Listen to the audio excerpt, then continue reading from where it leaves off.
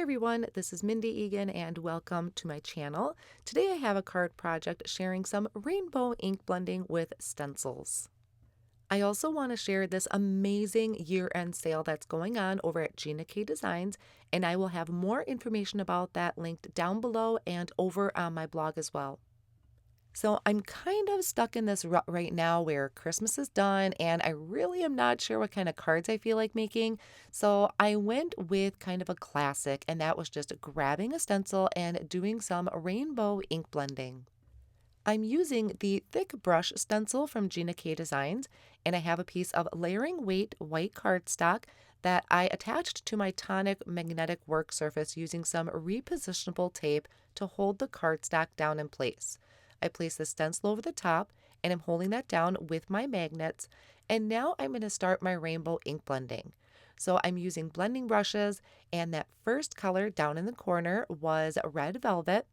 Then I'm coming in with sweet mango and really making sure to blend and overlap between the colors, because honestly to me that's really where the magic happens.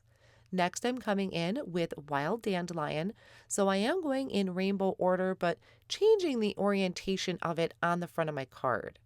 Next is Applemint, which I really don't use that much, but it is a gorgeous bright color, so definitely need to use that a little bit more. Next is Turquoise Sea. And off on the side there, I am holding my ink pads with a waffle flower ink mat. It is a silicone mat that sticks to my glass surface. Now my last color for the rainbow, which I got to fit in, was the Wild Lilac. So just squeezing that in down in the corner, really being careful where that purple overlaps because I don't want to create mud anywhere on the front of my card. After I have all that done and I removed my stencil, I'm going to go back over all of these areas. So I'm just using the ink that's left over on my blending tool. I didn't wipe any of that off. And I'm going to go back over all of those colors with that coordinating blending tool that I used. So I do have a blending brush for each color family. You could just leave it so it has that bright white background, but I like to tone it down and just really make this colorful. Then I'm going to start working on the front of the card, and another die set that I hadn't really gotten a chance to use a lot because it was always out of stock is the Master Layouts 11. And this has one of those dies on there that creates this 4-panel window. So I'm going to take that and die cut it from some heavyweight white cardstock. I'm lining that over the die and I'm going to hold that down with some Post-it tape, and I'm going to die cut 2 of them. I'm going to layer them up a little bit. So you can see how this frames real nice over the front of the card and has that color peeking through.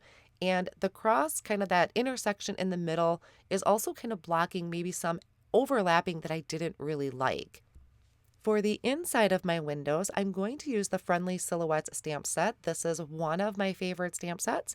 So I'm going to take my blended panel and place it in my Misti. And then I'm using one of those windows that I die cut out, and I'm using that as a guide. Then I'm just going to take some of those images and line them up in the windows, kind of have them peeking in from off the edge. Definitely need to include that beautiful butterfly. And the last window pane down there in the bottom right is going to be where I add my sentiment. So I closed the door of my Misti, picked everything up, and then I'm going to remove that window there. That was my guide. And I'm going to ink everything up in the Gina Designs black Onyx ink. Now, this is the beauty of having a Misti, is if I need to stamp it twice, I can. You just always need to make sure that your cardstock is positioned down in the corner of your Misti. To help apply some pressure, I'm using my Stampin Bug tool, and that just glides over the door of the Misti to help give me some even pressure. I decided I was going to turn this into a birthday card.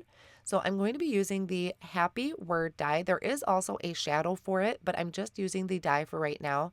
And then this is the birthday Babble sentiment sheets that I have kind of ready to go on the side. I'm taking the word happy and I'm going to secure that down over some matte gold cardstock to die cut that out. I also die cut it 2 more times from heavyweight white cardstock.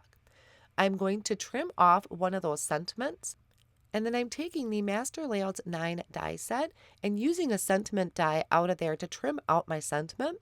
And once I run that through the die cut machine, I'm going to trim off the word wishes so I only have the word birthday. Now, if you remember, I had mentioned earlier that I die cut that window twice from white cardstock. So there is a little bit of dimension to it. And I want to make sure that my word happy is kind of level with the front of the card. So which is why I die cut that out twice from heavyweight cardstock. So I'm just taking my scissors and I'm trimming this out so I have the A and PP, and that is going to be what fits inside of that window. So it's going to help lift that area of the sentiment.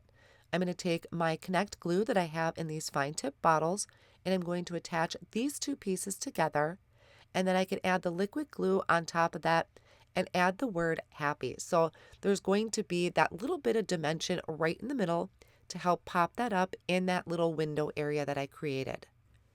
I like to take my tweezers to help attach this over that cardstock and also maybe kind of squeeze together some areas to make sure it's lined up properly. And then I'm going to take something heavy and place that over the top and let that sit for a minute. So while I'm waiting for that to dry, I'm going to take my tape runner and add this to the back of one of my panels, and I'm going to attach this over that second panel. Now this would also make a really great shaker card, and I definitely thought about that, but I didn't want the bits of the shaker mix to hide my background at all. I really loved the rainbow ink blending and these beautiful dark silhouette images that I had on there. So I'm going to leave it as is, and I'm adding that tape runner to the back of this once again and attaching it over the front of the card. So now I have these gorgeous silhouette images kind of peeking in through those windows. So then I can take that word happy that I die cut out, add little dots of Connect glue to the back of that, and attach that over that open window. So I'm trying to center the word happy over that last window, and you can see where the APP is right in the middle there, which is why I added those couple more pieces of cardstock behind it. I'm going to take some foam squares that I trimmed down, and I'm going to align those behind my word birthday that I had trimmed out earlier, and then I can remove the backing of that and add that right below the word happy. So I have happy birthday for the sentiment on the front of my card, and I'm going to finish it off with some clear quartz sequins that I'm adding little dots of Connect glue to and using my pickup tool to attach those. That's going to finish up my card project for you today. I hope you enjoyed today's card. Don't forget to check out my blog for more details about the sale, additional pictures, and all of my supplies will be linked down below in the video description and on the blog as well. Thank you so much for joining me today.